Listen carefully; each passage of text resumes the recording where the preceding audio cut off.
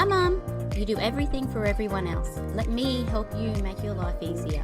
Quick, short information to make you empowered and remind you why you are so important. Because if you don't know what's on the menu, how can you choose what's right for you? Hi, I'm Alina, Director of my private practice Supportive Therapy, an everyday Aussie mum trying not to lose my biscuits and my kids.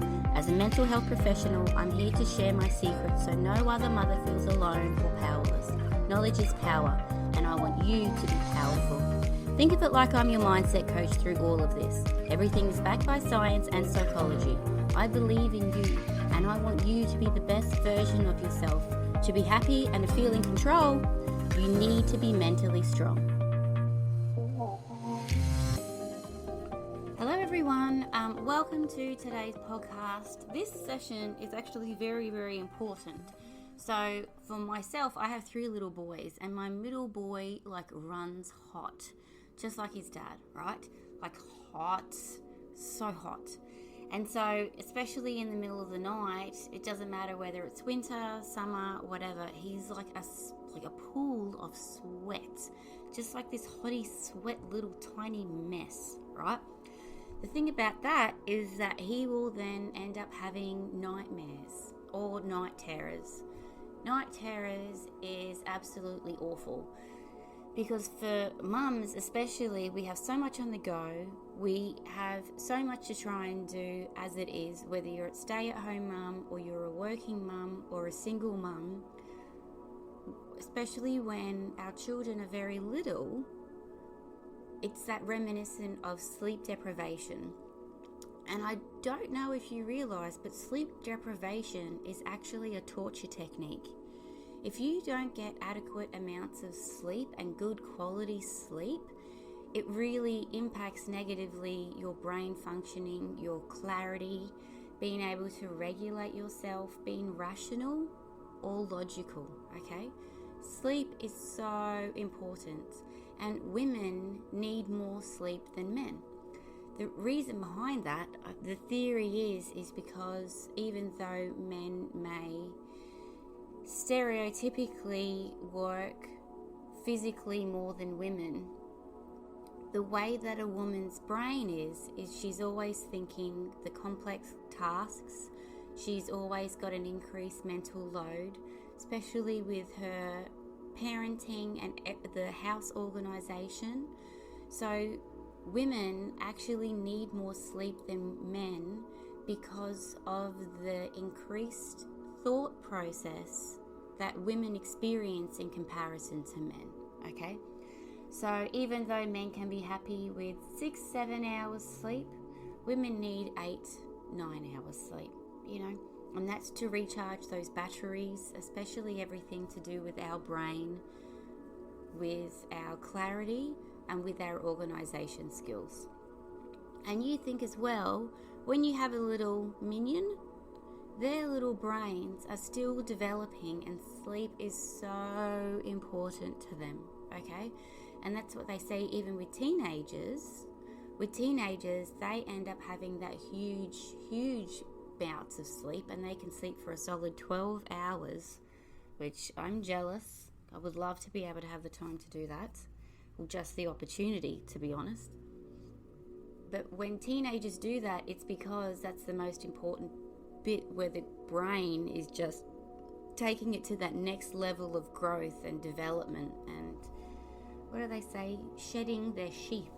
Maybe that's not correct, but yeah, it's very important for kids to be able to sleep.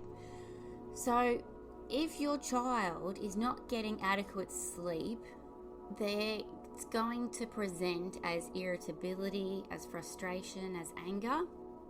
They're not going to be able to regulate themselves as they normally do. So that means in terms of their own coping mechanisms, and especially with children don't necessarily have the ability to regulate themselves.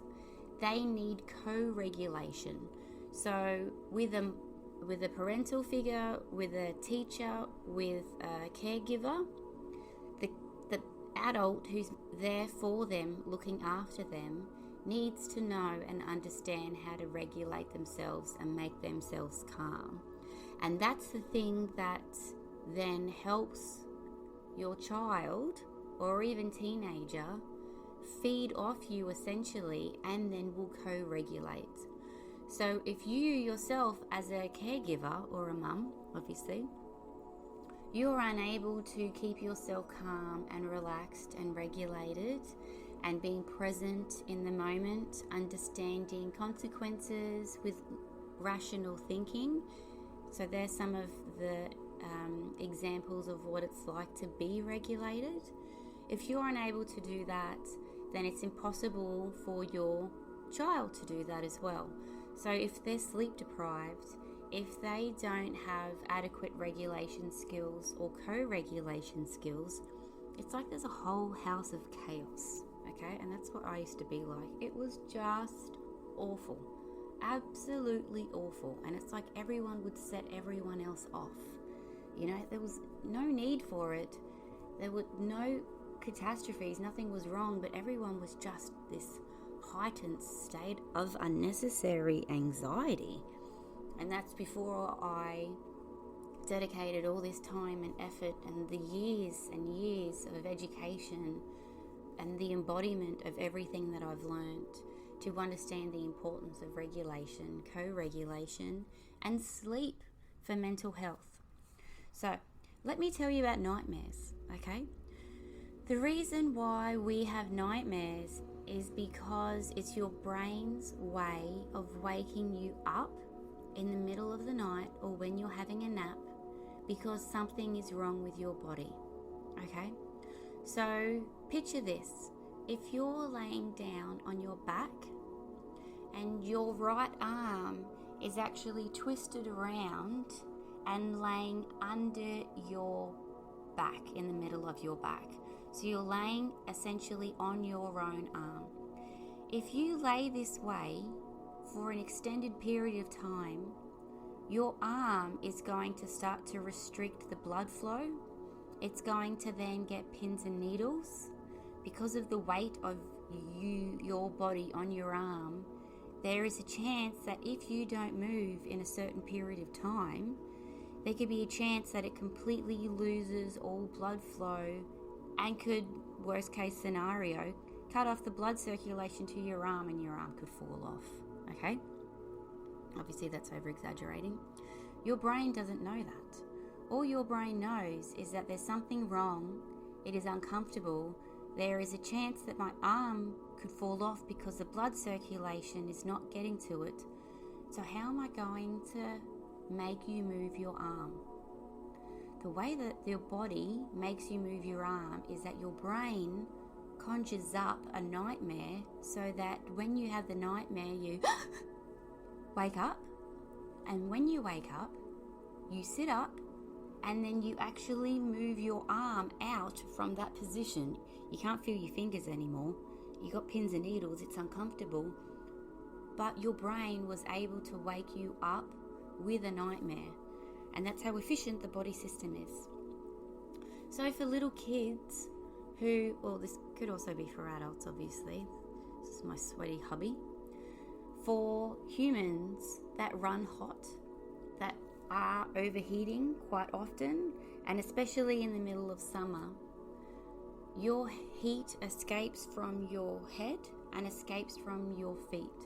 So if your little munchkin is in bed and they constantly wake up with night terrors and they don't have restful sleep and they're always upset and tossing and turning, this could be because I always love logical explanations because it's easy, you know, can be quick, it's logical, and it helps us make sense. So obviously, if they are having night terrors, thrashing around in the bed, wake up in a sweater pool of sweat. I'm dyslexic, okay. Obviously then, if they're having night terrors, it's your body and brain's way of waking your little munchkin up to take the sheets off because they are drowning in heat or their sweat. So then your body thinks, I'm overheating, I'm dehydrating, I'm not doing very well at all, And obviously that then mimics fever symptoms, okay? Obviously fevers can be extremely dangerous to the brain, so the brain needs to do everything it can to avoid any of this extreme heat and all the sweat. So it will make a little nightmare, make a little terror, and then the child will wake up and then try and throw the sheets off, okay? It's difficult then because when they wake up and they're all sweaty, the sweat then turns cold, and then they get cold again and they want to put the blanket on again, and then they fall asleep again, and it's this cycle over and over and over again. And then with that, because of their little sleep deprivation, it exacerbates all of their existing conditions. So if your children have things like my kids, they have sensory processing disorder, a little bit of anxiety, all those self-regulation skills or co-regulation skills. If you've got little kids with other things that make it more difficult to function during the day than other kids, it will exacerbate all of that, okay? So all their little coping strategies go out the window. They're completely sleep deprived. They can present as anxious, angry, overwhelmed, can't concentrate, can't be present, all over the place, just like adults do when we are sleep deprived. Sleep deprivation is a torture technique. That's how negatively it impacts the brain. So then the most easiest, amazing thing to do is to look at the sleeping environment. That's what they call bedding, your sleeping environment. So it's interesting to know there are a lot of places, obviously, if we could afford everything for our kids, we would, but sometimes our budget does not allow that. So there are a lot of really budget-friendly places that you can purchase all of the things that I'm talking about, or even get it secondhand, whatever it is. But one of the main amazing fabrics we need is bamboo. So bamboo is breathable, and even if your child needs doona, bamboo is one of the best things for them to be really light and airy and still have it without the nightmares. And then you can have a bamboo doona cover, which is really good. People sometimes, especially if you've got obviously sensory processing or ADD, ADHD kids, you've heard of a weighted blanket. A weighted blanket is essentially that. It's a blanket that has weights in it, okay? And it's most amazing because when the weighted blanket is on the child, or even the adult, if you want to use it yourself, it's absolutely fabulous. It actually mimics, when the weight is on you, it mimics to your brain that this is a cuddle, that this is safety, that this is warmth, and it immediately gets you into a place of calm and relax, reduces all anxiety, and then you're able to then regulate naturally on your own, and then you're able to see logic again. Calm, relaxed, amazing. Weighted blanket is the best. And if you don't have a weighted blanket, another really cute way is just let your partner lay on you. Depending on how big they are, it might not be the full weight, but it's a fabulous way to mimic that, and it's just the way that it changes the brain to make it feel safe, the weight, and instantly reduces anxiety, increases connection, and then translates to safety, which is very, very important. All humans need to feel safe, okay? So, getting back to the sleeping environment. So, even if you did do bamboo sheets, there is I don't know if I'm allowed to, whatever. There is a huge chain in Australia where mums always like to buy cheapy stuff on discount, and they have amazing pillows, and the pillows are actually gel topped. So the top of the one side of the pillow has gel in it. So every time you put your little head on this pillow, it's freezing and it cools your little head, right? especially because heat escapes from your head, the top of your head. So if you can keep your head cold, this is an amazing, easy little thing that we can implement into my environment of bedding, okay? Another one you can get, which is also fabulous, is a cooling mattress protector. So depending on the age of your kids, especially if they're going through the toilet training phase, we all need a whole lot of mattress protectors. So these mattress protectors are the same of the cooling gel within them. So for my little boy, the little sweat box, that's what I want to call him, he has a cooling mattress protector, so the bed itself is cold when he lays in it. And then his pillow from the cheapie shop, which is cold gel, so when he puts his head down it's cold as well. He has bamboo blankets, which is amazing as well. And then there's some kind of airflow. So the airflow could be a fan, it could be an air conditioner, even a portable air conditioner. And every time before he goes to sleep, I'll always double check, and I'll always make sure that his blanket is not covering his feet, because heat also escapes from the feet. So all of him can be covered, but I always need to leave his little feet out, because if I can do anything to reduce the heat so he can have a decent night's sleep, he can concentrate at school, he's not that kid that I get, all the phone calls from the teacher about his behavior and his bad decisions, I will do anything to get there, because we all want to see our kids in the most positive light, and we actually want to give them the best chance at success. So if we can do something so little as their sleep environment and change it so it's beneficial for them and can actually give them the best chance at a good night's sleep, plus give mums the best chance at a good night's sleep, I reckon that's the most important thing, to be honest, for us functioning and trying to manage everything day to day. So yeah, if you don't have a air conditioner or portable air conditioner, sometimes you can even buy those little freezer blocks or gel freezer bricks that can go in your little lunchbox. If you're able to put that at the back of their neck, that instantly relaxes them, and the cold makes them go to sleep very quickly, okay? So ideally, if you, in a perfect world, if you had a portable air conditioner, put the portable air conditioner behind the back of their neck, okay? And then when they sleep, it just kind of gets the back of their neck.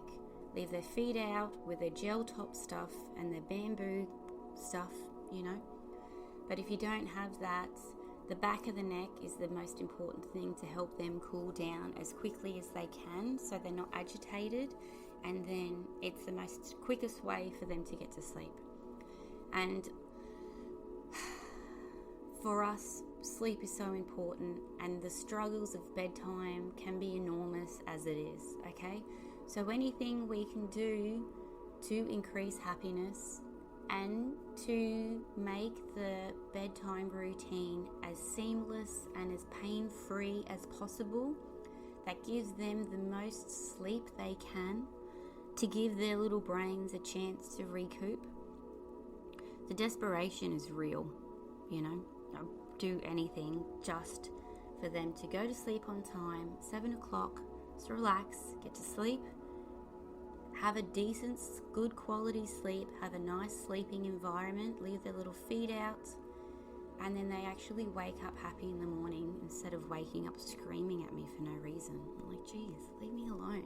I haven't even had my coffee, So yeah, that was just a little quickie today, understanding the reason behind nightmares, understanding about your sleeping environment, understanding that these are logical process of why the body wakes you up. And some people are naturally hot, some people are naturally cold, okay? So feeling like these are different ways to empower you to get control back over your life and then to increase the family's happiness because we're all getting sleep, which is so important, especially for their little brain development. All right. Well, thank you so much for your time. I hope you enjoyed today's episode. But otherwise, have a fabulous day, and I really appreciate you popping by. Thanks so much. Bye.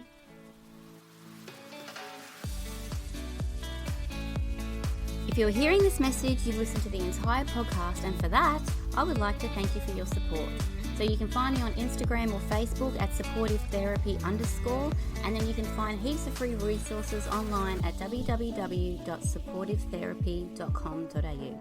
So if today you did find my information useful, please leave a review and subscribe. By leaving a review, it's a value exchange. It's good karma. So I value your support just as much as you value my free information. And if you liked it, other mums can like it as well, hopefully, and then it can hopefully start a huge movement of people valuing mothers the way that they need to be valued.